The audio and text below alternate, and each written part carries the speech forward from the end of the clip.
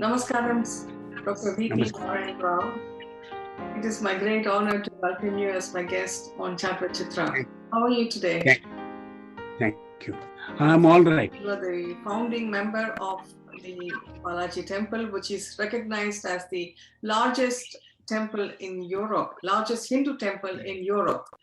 So Yes. how did it all start, Dr. Rao? And why did you feel that it was required, a temple was required in the West Midlands to start with? Why in West Midlands is because, first of all, I think I stayed in West Midlands. Secondly, it is well connected by motorways from all over the country. That's why we thought something must be in Midlands. How we started, it is not in the first beginning we thought we are going to have such a big temple, but it started like a small bhajana mandali in my house.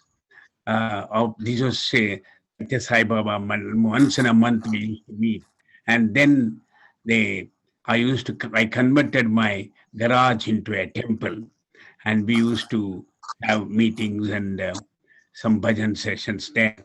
But in over the time the number grew more than my garage can accommodate, and secondly some of the people said we must have a traditional prayers or something like that. They were not very keen perhaps on Sat Sai Baba. So then we changed it into Suprapada Seva, and we tried to go outside the house, and we asked some of the temples whether they can accommodate us. But only one temple, Gita Bhavan Mandir, said you can come on Sundays after we finish our prayers. But other places, they said they will charge us. And so, because we didn't have any money or any organization. So we started in Gita Bhavan Mandir in 1975, 74, 75. Before that, we used to do bhajans in our house from 73 onwards. They first only allowed us to come on Sundays after their prayers they were doing. And then our number grew. Then their trustees said, and they made me also a trustee. They said that we should have an idol of Venkateshwara. So we put an idol of Venkateshwara in Gita Bhavan Mandir in 1980s. And then we got this feeling that we should not be. We were getting about 1,000 people, whereas the Gita Bhavan Mandir never had that crowd. So we thought, all right, we will have to move out, and then only we started to have a organization called Sri Venkateshwara Balaji Temple. And 1984 we tried to register it, but in 1988 we formed as a trust, and from there onwards we grew. We tried to get a land. We never got any land anywhere because we said we should build a temple from land, not convert a church or anything like that. And so we could get till about 1992. Because I'm a Rotary member also. Through them, I could contact the Black Country Development Corporation. And then, fortunately for us, we applied there. When the application went to the chairman, Sir Michael, forget the name of him, and he then visited India and returned, and he saw the um,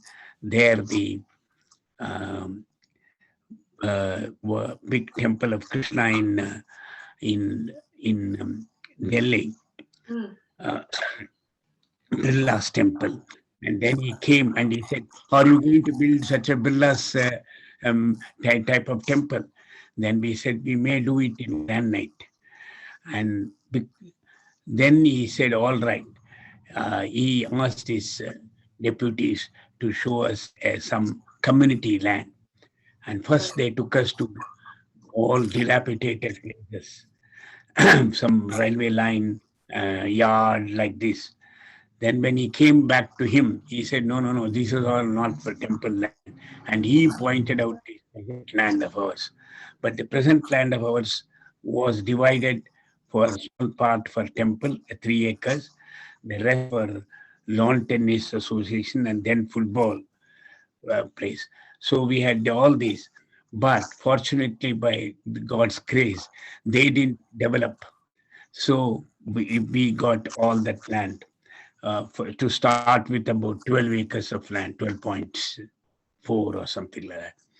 And then we started to, we didn't have much funds. We had a little bit, about 500,000.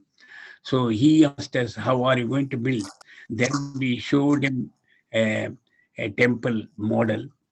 Uh, and then also we showed him how we could. At that time, our estimation was about nearly 2 million. He said, if you have got 1 million with you, I will accept it.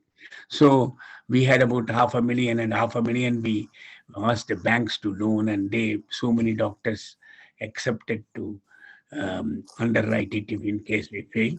So they gave us an undertaking that they will finance 500,000. And so eventually we got this land. But by the time we got the land, 1995, we applied for the planning permission and the council refused this. So the Black Country Development Corporation overruled the planning permission. All these are hurdles. At that time, it was big hurdles. We crossed over it. We crossed over it. We crossed over it with our patients. But by 1995, 96, we got the approval of planning permission. Then by the time the millennium people were advising what is the best things that they can finance, million 2000 to be open. So we applied for it. And we showed our land. Fortunately for us, we employed professionals to do all the talking, and we gave them some money. An American firm, but they have to take a lot of things. They have to supply for the application. Finally, we were approved. But when they approved us, by the time we changed the temple to a granite stone type of temple, and we showed the land. And before the land was actually, they were about to give us the money. We put the foundation, so they knew that we are going to definitely build. So they estimated that the cost of it will be 6.6 million. Wow. And they said you should have 3.3 million with you, then we will come forward. Then to raise 3.3 million in a short time was not a joke. But anyway, we raised some money. We raised some people accepting to give some little money, and it was all supported by accountants that they can give 25, 30 like that.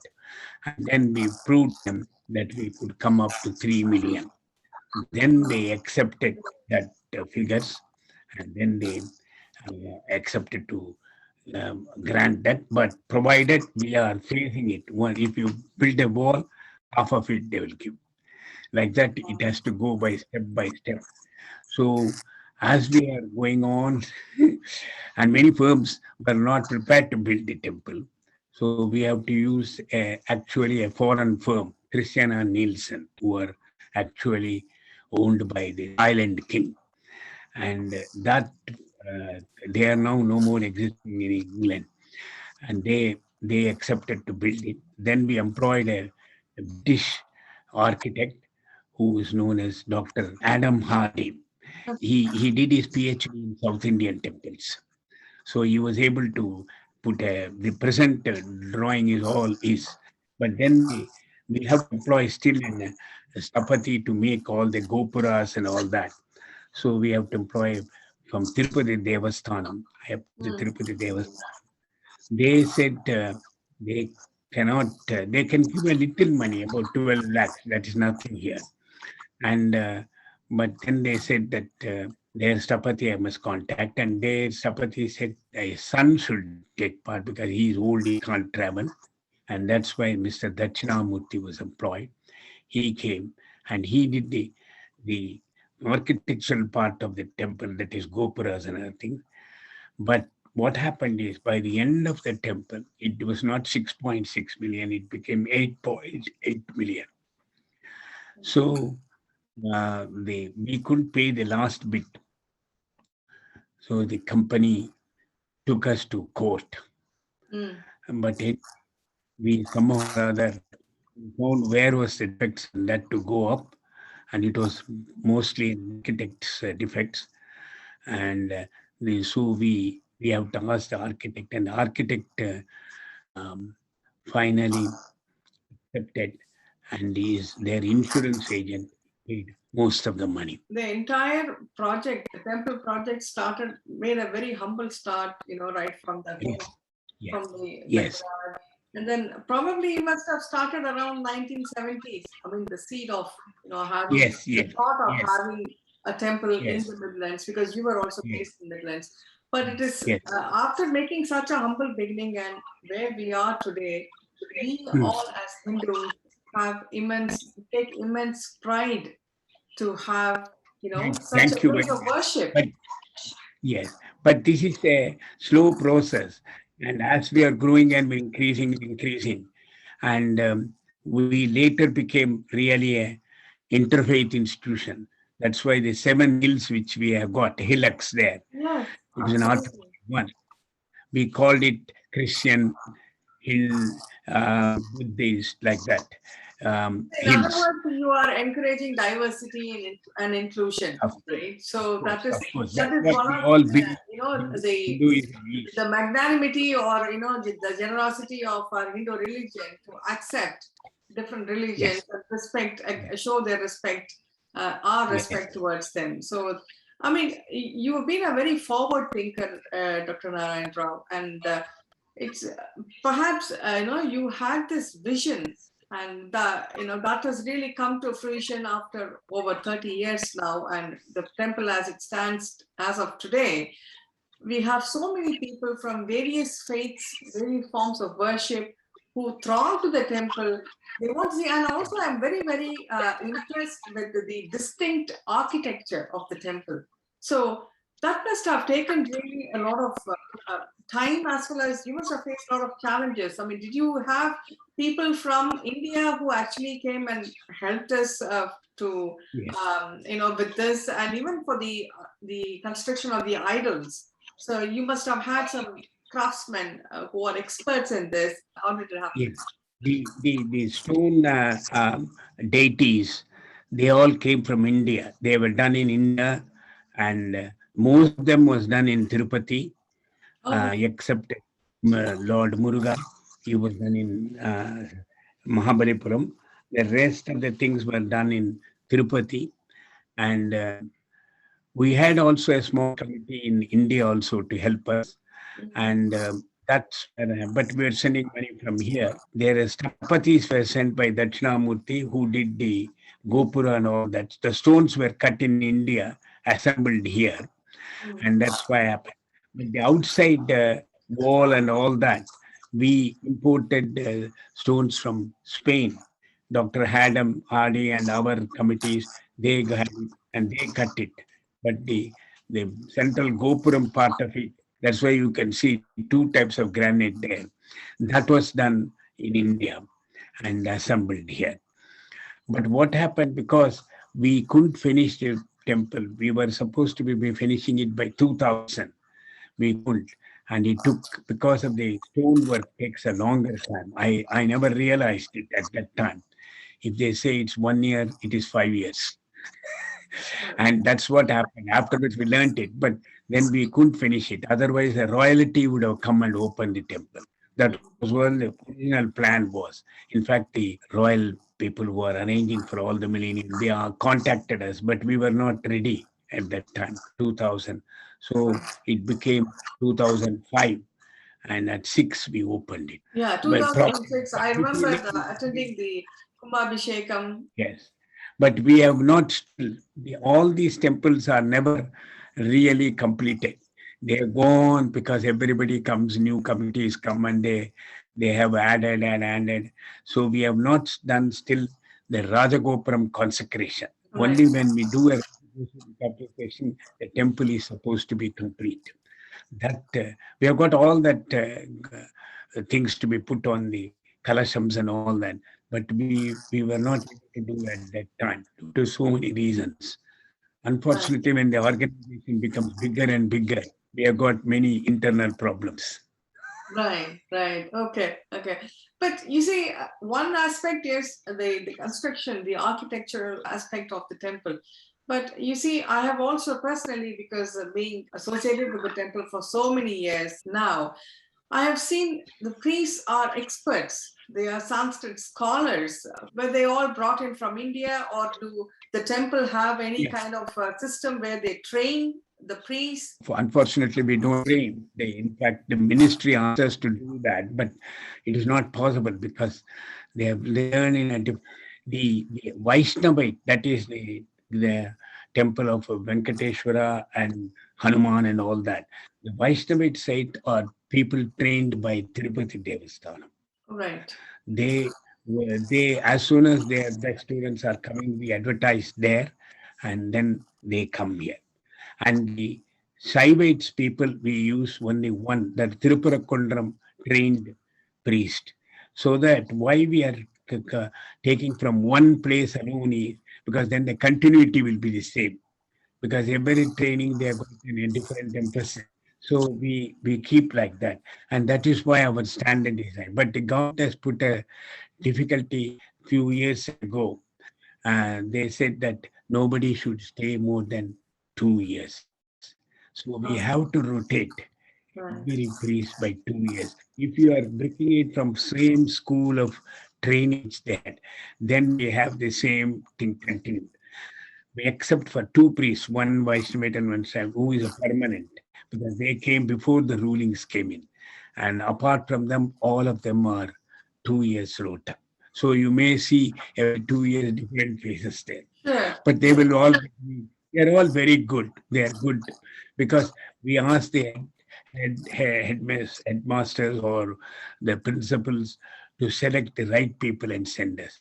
We don't put, but we have got a procedure. We have to advertise locally, then we have to advertise in India, then there's no advertisement answered. We must show that the home office, and then we ask these principals to send, and they usually send the right people. Right. Amazing. Does the temple have any concept of training younger priests within the UK nationally? When we had the trouble of these 2 years, it is I led the at that time I was the chairman of the Hindu Council UK. So I led this and met the ministers and everything. First of all, they were not allowing anybody, not even the 2 years. They were saying they have to pass an English examination, which is a very high standard. Then they can stay for 4 years. We Some of the priests tried to appear for the exam, they failed. We trained them in English and all that, but they were not up to the mark. Then only we went as a delegation and asked them, and then they said they can't give, but then they can give you because it's already passed by Parliament. So they said they can give you for 2 years as priests. They are not really priests in the sense they are temple workers. That is a category. So Right. they come as temple workers, Mm. and then they do priest assistants. That's supposed to be assisting, but assisting the two permanent priests. That's how it happens, and that's how we got over it. But we could do better then. But now we find it difficulty because every 3 years, by the time they came and settled this climate, it takes about a year. Next year they get 1 year, 1 year, 1 month, they must be given holidays. So they accumulate that. So next year they only stay for 10 months. And that by the time they are going back. I think this system gives more opportunity. It's an experience for them. And Yes. at the same time, after every 3 years, you send them back and bring them new people. You're giving them job opportunities for the other priests as well. So that's a wonderful system which the temple is incorporating. In that respect, it's good. But most of them will not like to go back to India. They either go to America or here, there. We Sure. find our priests who are all been here in America, Australia, Mm. and all that, because they also find it very difficult to go back to that system. And there is a lot of difference of earnings also. That makes them think. But nowadays, I believe priests in India are also not so bad as they used to be. in Yeah, the. absolutely. See, our Indian culture as we see today, it includes all religions that have become a part of India, right? At least in the last 2000 years or so. And Hinduism plays a very major role amongst all these. How do you see Hinduism being incorporated by the youngsters in their daily life today? At least in Yes, UK, as far as UK yes. is. I didn't say the other part of the temple activities. One of them is our youth camps. We run two youth camps in a year, summer and winter, and which is very highly competitive because we can't perhaps give for everybody a place in the camp because the applications become very many, and can only accommodate about 100 people, 50 girls and 50 boys. Because they are of different age groups, some from 8 to 12, 13 and 14, Mm, 15 and 16 and above. And we usually bring speakers, swamis and other people from India for a long time. yeah. But the last couple of years, especially after COVID coming and all that, they are on online um, camps. So we are not bringing anybody from India. We are using local events, which we have got many ashramams and many religious places are in here, like Chinmayananda, etc., etc. And so we try to get. So they are at that time given some basics of Hinduism. In fact, our youth group is very good. They have got this time the Queen's Award, Mm, mm. which they are going Yes, to receive next absolutely. month. Congratulations to you and to all the excellent team for their wonderful support. I wanted to save this to the last. And we also, as you perhaps know, we train them in Carnatic music, dance, and such cultural activities are also. Nowadays, we don't get any artists for our functions. We are all our own trained people come. So we are in that way we are also we have advanced. We have got still to do a lot, and we are going to do on the Faith Week 13th and 14th of November Mm, tree planting. Now we are changing to more to be environmental conscious and see that we do something towards that. yeah. And but youths are all coming forward for that. Our youth group is very strong. In fact, our Kumbhabhishekam, we had 400 volunteers. It's not a small number. Amazing. I can see that the youngsters are coming forward. Yes, it's important that we maintain that, and I'm really very impressed. Maybe the temple has been developing this aspect, that is to encourage the young people, to make them take pride into religion, and to make them understand and develop their day-to-day life as per what our traditions have been given to us. So that's an amazing thing. I also see the establishment of the Gandhi Peace Center. So what made you establish that, and when was that done? This is when Mrs. Birla, Rajashri Birla, visited the temple. She asked me a simple question: would you like to have a Mahatma Gandhi, some statue? I Mm, told her the statue we can put somewhere here on the ground, but then it can't be maintained because some birds will sit on the top of his head and all that. I felt that is not really good. Then she said, mm, "What about Gandhi?" It was not called the Gandhi Center; it was called some other name, Gandhi Center. Then I said, "Yes, that is where." And then she said, "Show me the land."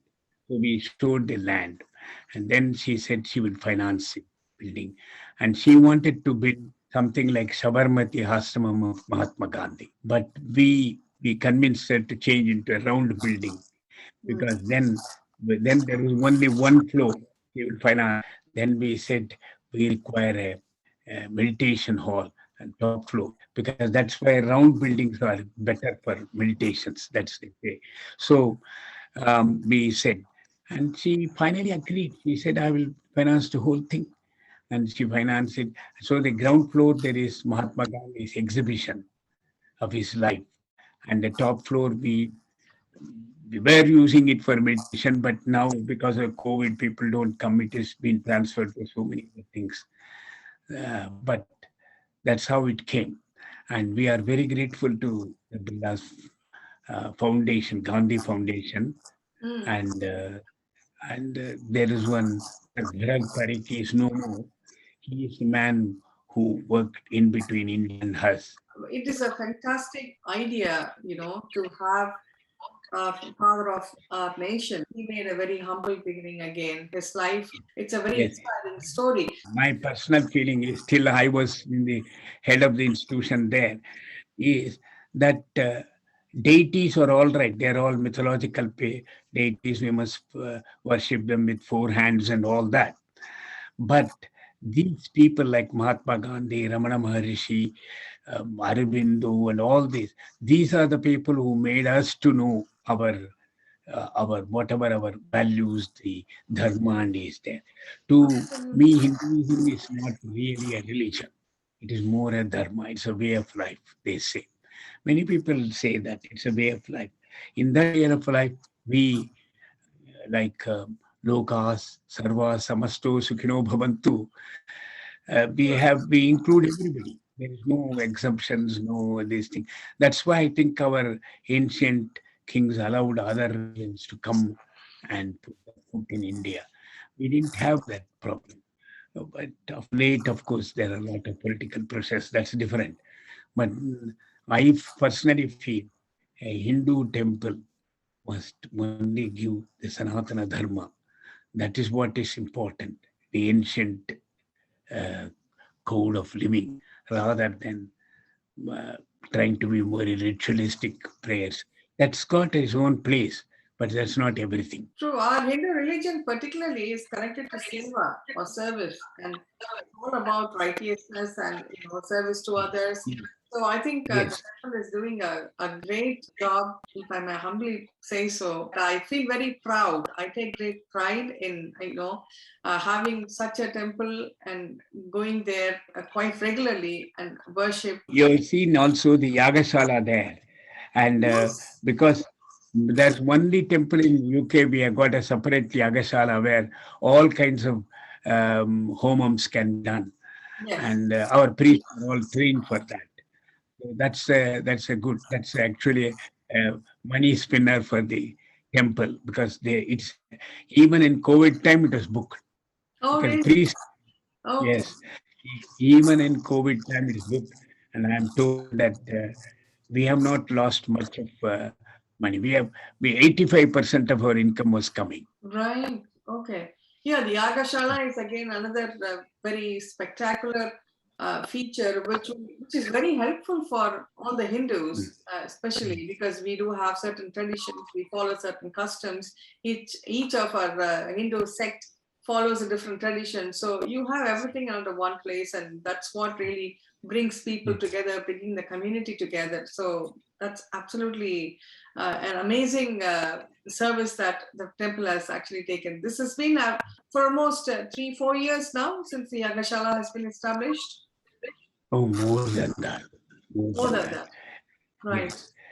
I think it is once we finish uh, even before we put Saiba temple, Shiva temple, we had the Yagashala.